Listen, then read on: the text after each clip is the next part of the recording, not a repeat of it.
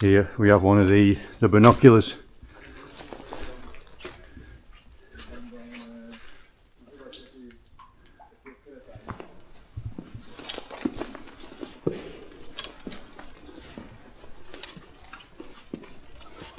Oh wow, yeah.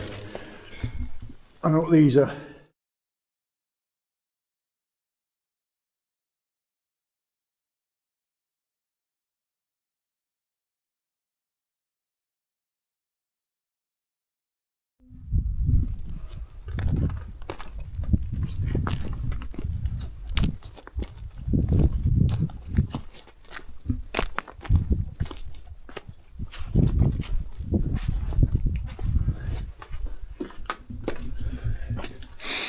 Okay guys, back out again with another mine mooch, and we're up at Maenofferen, and we've just made the steep incline walk up to here to the old cutting sheds.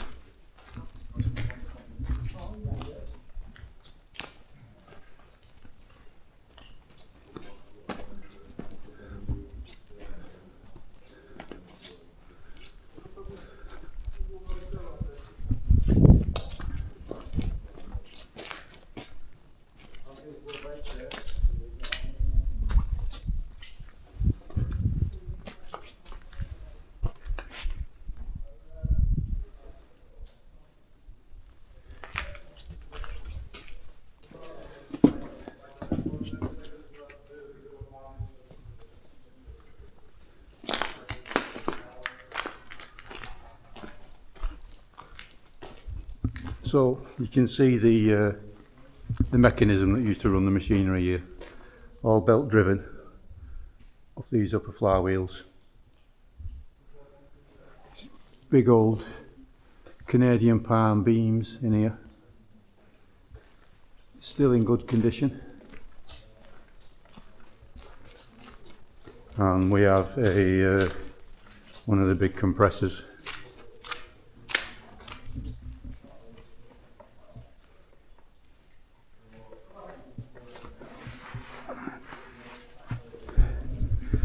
So I'm guessing that these were used for cutting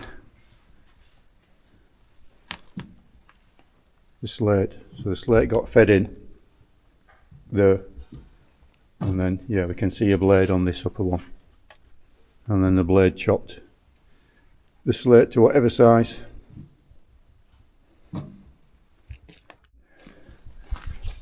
We've come into the second shed now.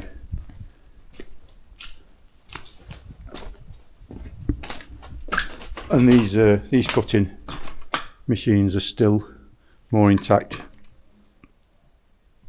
You can see there that slate would be rested on that edge. Blade would come down and make a nice, clean, straight cut.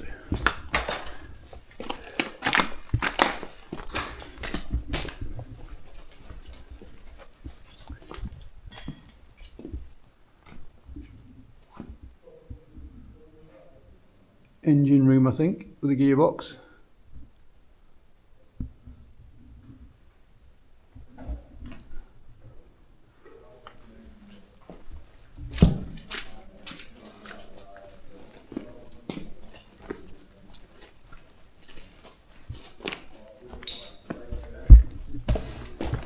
And there we have one of the flywheels with the drive belt still in place.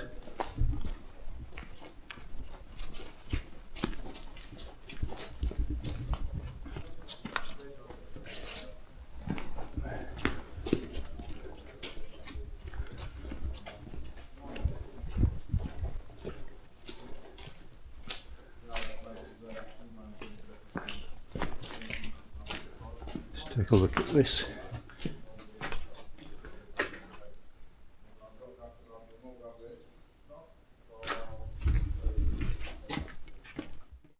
Okay, so we're going into the third building. There are many more buildings here, but most of them don't have roofs on them.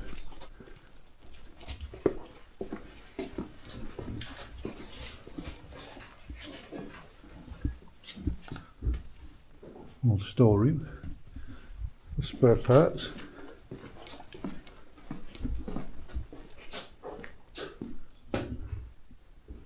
And the lifting winch.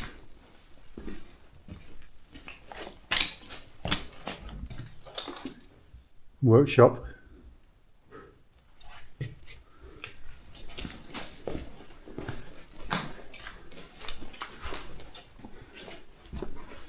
Wow.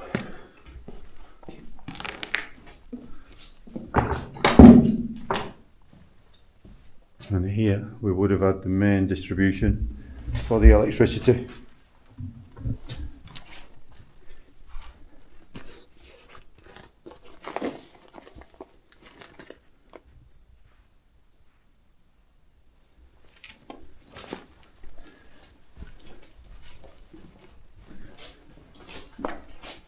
Come on. But I've seen it with the beds and the. Yeah, it's in there. I will show you.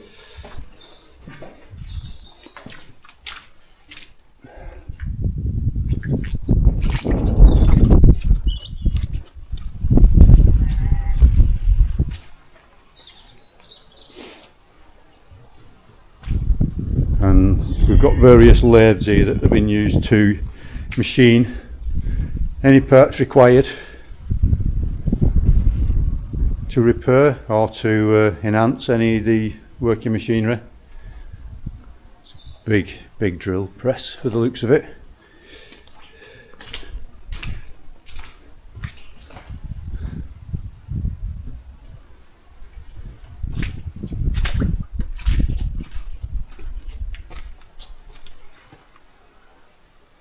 And we have one cutting bed there.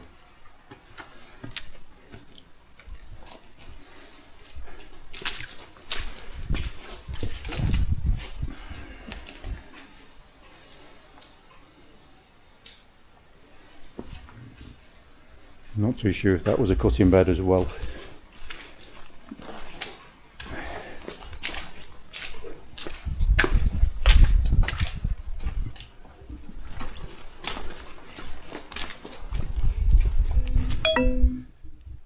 So we've got one of the cutting and processing sheds there, and originally you can see the rails here coming out of the shed, and they would run to what was the original entrance,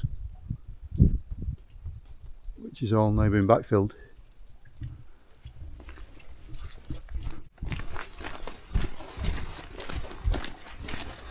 So what are we going to see now, Michal?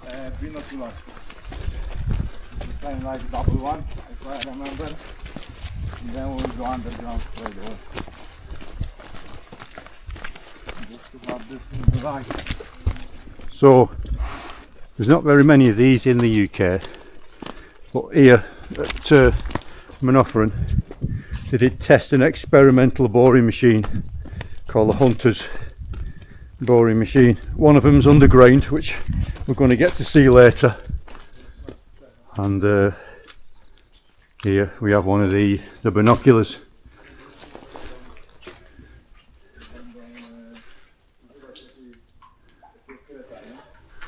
And I've been told that this machine is now in the Czech Republic, so I will try and find you an image or some footage of it.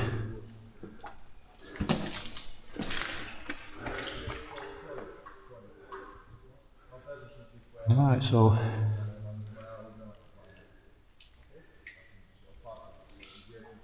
I'm not too sure what the blade resembled or how effective. Well, I'm guessing they weren't effective because it's not commonly used. It may have been too slow.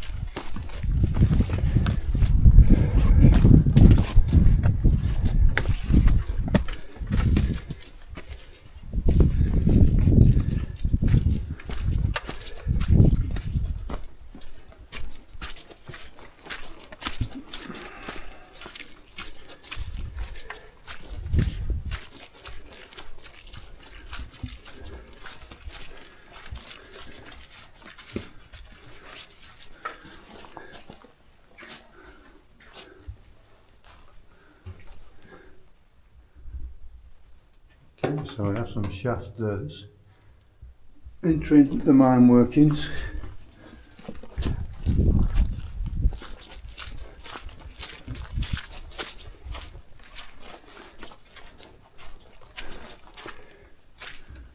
And we can see the cable incline going right down and down and into the mine workings below.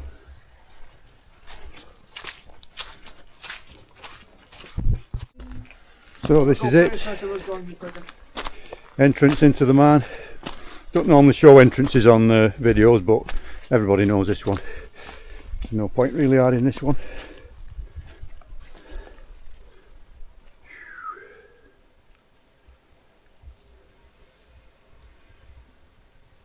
This is the start of a long adventure today. At least 6 to 8 hours underground. Okay, so the first part of the explore, we've got to get down this incline first, and we're going to use the old miner's walkway. You can see the double incline that was bringing the slate out the mine.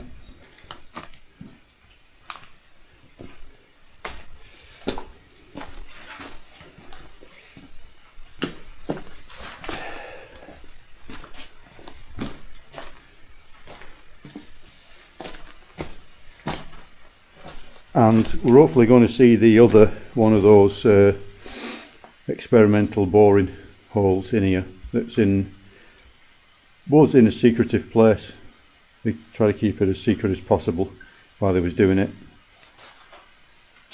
and it's in its own little room.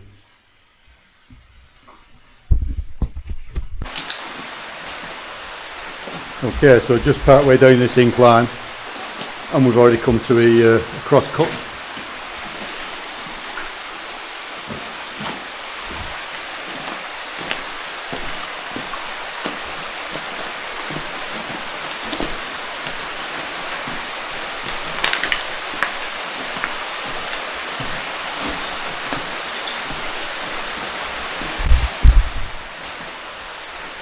Okay, so just part way down this incline, and we've already come to a cross cut.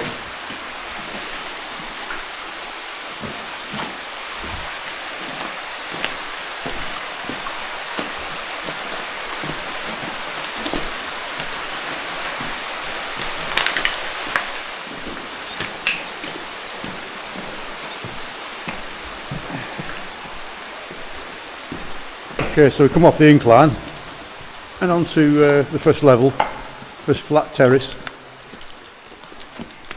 and the beginning of the mine buildings and the relics.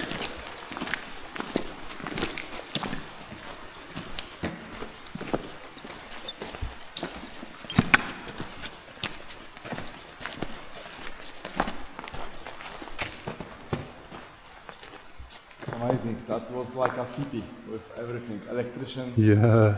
And yeah, we need to, later on, we will go there to check this area. But first we're going here. Oh, on that top level there. Yeah.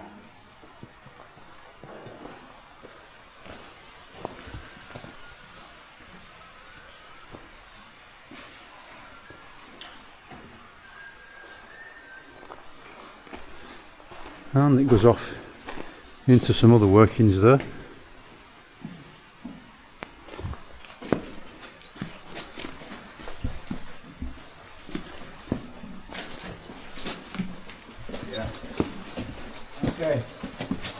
Okay, so we're going to explore on this little side chute.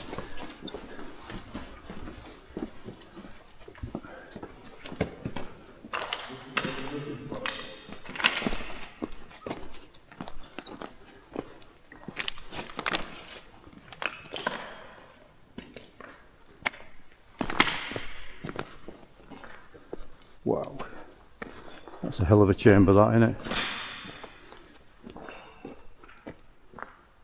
Fortunately, it's a bit dusty and misty in here today.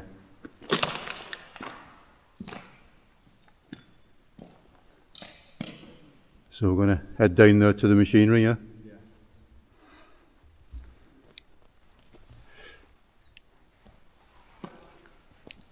If anybody needs Okay, so we're down at the bottom now of that chamber that we saw.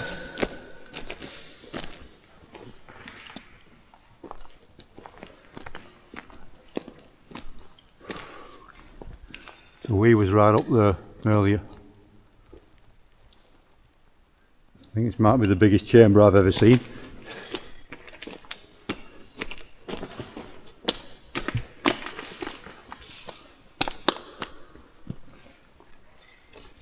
And there was a lot to see on this level. We've got the huge compressors that produce the compressed air for this operation.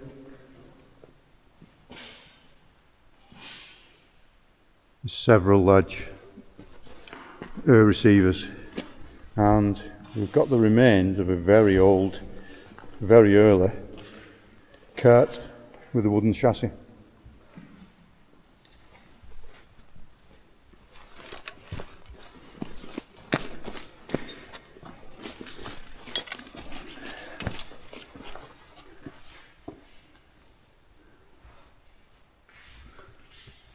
Oh. And what's left of an old boot, miner's boot. In fact, that looks so fragile, I'm not going to turn it over to show the hobnails.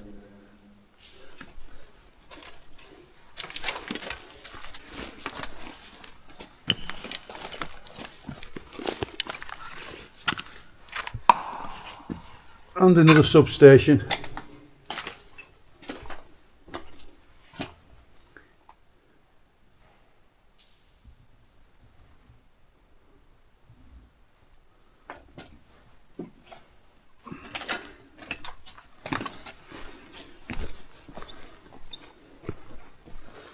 So we got the compressed air pipes running off into various regions of this mine. Got remains of the telephone communication system, and a little bit of miner's brake. Oh, and so it must have had battery driven locos in here. We've got a charging station.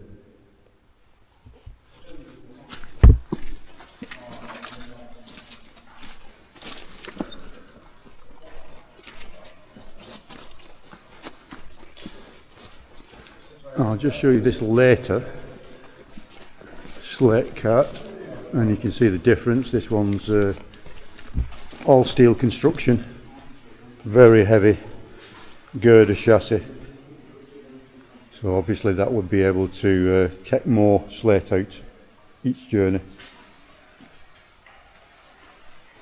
It's plain bush axles, no bearings, no roller bearings.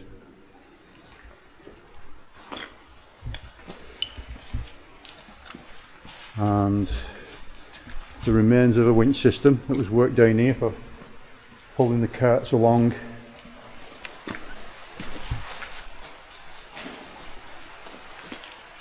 And I can see several cart wheels in there, but I'm not going to risk the deep water for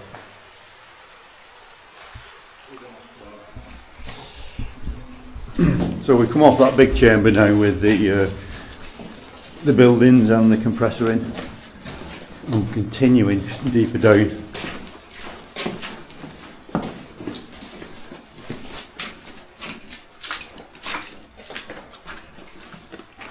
Wow.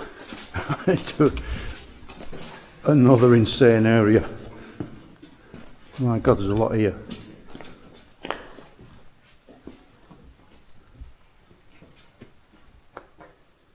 So this is probably the power into this place. A couple of miner's boots.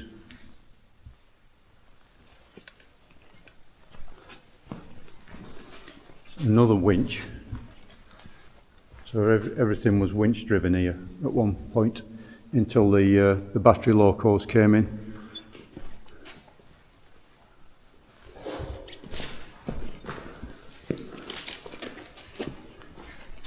Lots of remains of a mortar. You can just see the indentation of where the hobnail boot would have been, the grease gun. gear cog and the compressed air coupling.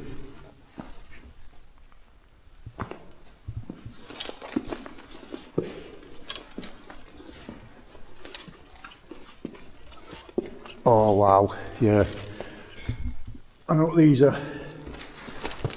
really, I'm going to have to do some big research on these, how that actually works, but I'll show you that better in a second when I get around there. So we've got a massive winching system here.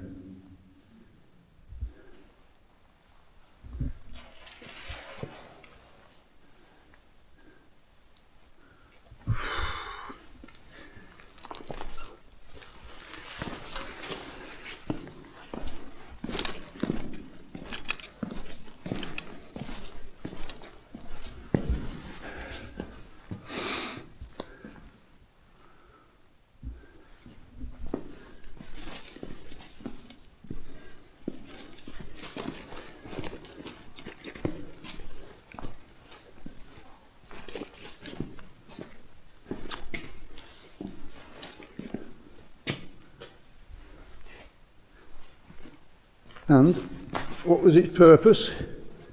Well, that was to bring the slate up from that incline, and that's one hell of a steep incline. It has got steps,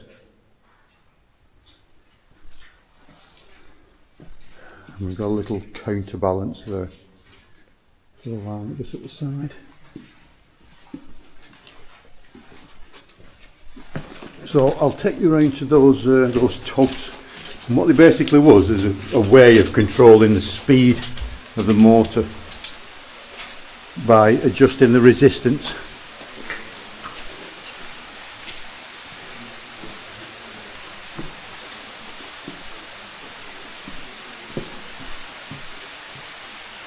Again, we're into absolutely ginormous chambers everywhere you look.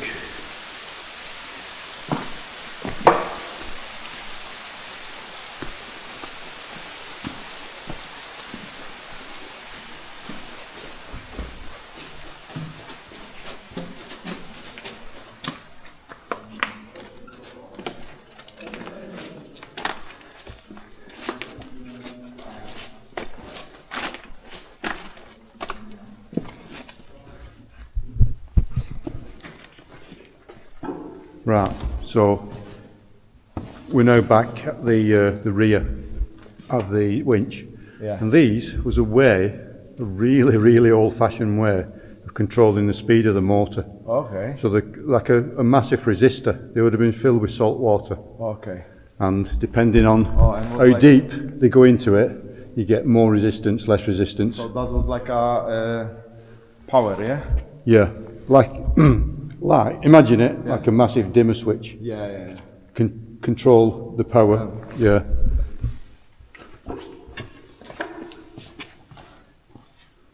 So by lowering those plates in and out, yes, increase the voltage. Like yeah. faster or slower. Yeah. Exactly. Yeah. But I'm guessing that's probably the only way you could do it then with such amounts of electricity. Yeah. It's okay working with a small amount of electricity, you can make a small switch, but what do you do when you're using vast amounts of electrical power? That area with the big winch, as you're going to see along this video, it's all tunnels, massive chambers, similar to most of the Welsh slate mines, but some of the chambers are vertical. Some of them are like this on a 45-degree angle. It just depends on how the sediment was put down and how much the land's moved since.